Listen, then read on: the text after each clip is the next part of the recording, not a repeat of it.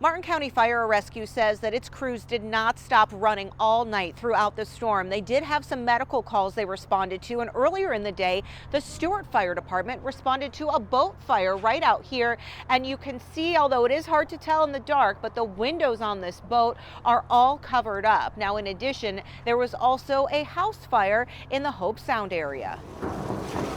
Yeah, we stayed on the boat, yeah. Right here on Caramia. It's like my darling, or like my love in Italian. TJ Swice wasn't too concerned about Hurricane Nicole. Once in a while, the wind gust up and the boat would rock a little bit, but that was really it. But what did grab his attention? And they were working on getting the windows open. A boat fire just across the dock. And I heard something banging, and I happened to look, I'm standing on that boat, and I happened to look over this way, and I seen the firemen. They were knocking out windows, and I was like, man, what's going on? And I smelled the smoke.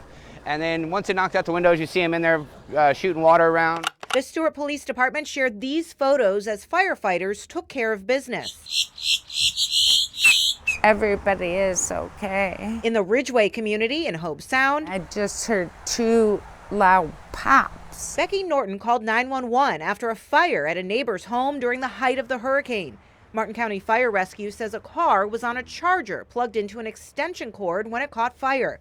No one was home at the time. So nervous about somebody else's trailer catching on fire. Back at the marina, 2-3 inches above the dock right here. TJ is just looking forward to less eventful days ahead. We got power, we got water, we got internet. Stephanie Suskind, WPTV News Channel 5.